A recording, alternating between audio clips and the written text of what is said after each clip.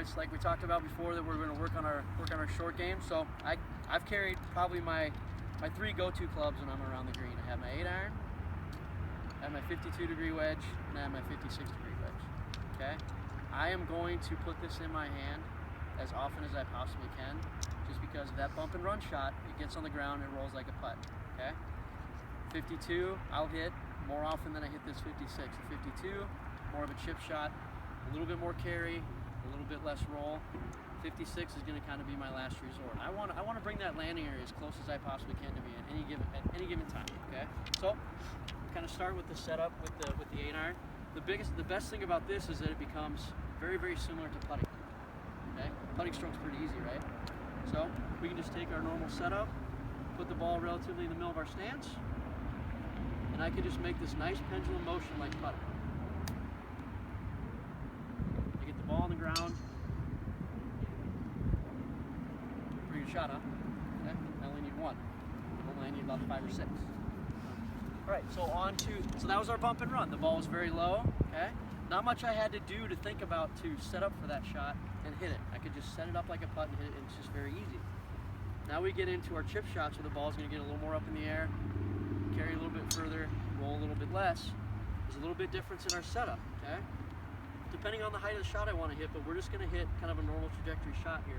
I'm going to play the ball just a little bit behind my stance, center of my stance. I'm going to take my weight, and I'm just going to move it a little bit to my left side. So that puts my swing center that's here in my chest and my eyes out here in front of that golf ball.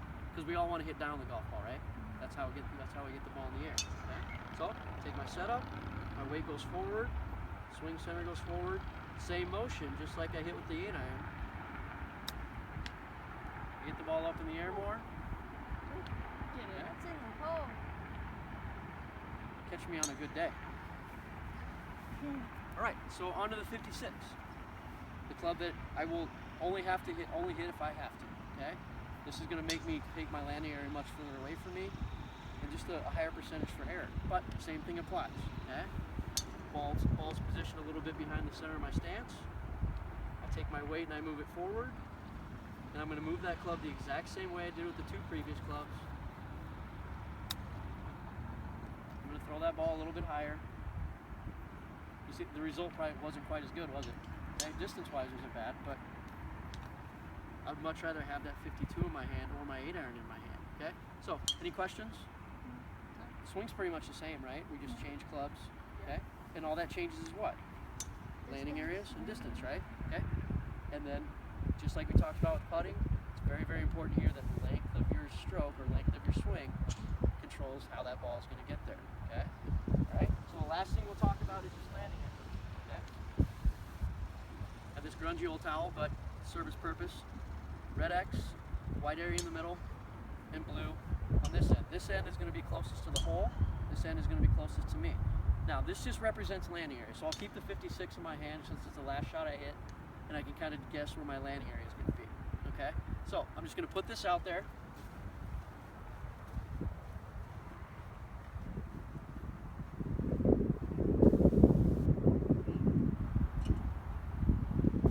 And all that does is just give me an idea of where I want that ball to land, okay?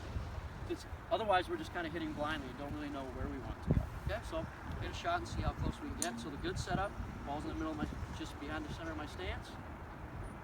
Weights forward, same stroke. So where did I miss? I missed short the ball. Okay, so I'll do one more. Focus on my landing area a little bit better. See if I can't get that ball a little bit more on top of that landing area of that towel. There I hit the center of it. Not bad though. Okay. It's just based on, that's just to give you an idea, okay? I didn't get it placed perfectly. I hit the center of it, but the ball rolled out just a little bit further than I anticipated. But just to give you an idea of where you want that ball to land, okay? Otherwise, we're just kind of flying blind, okay? Any questions? All right, thank you.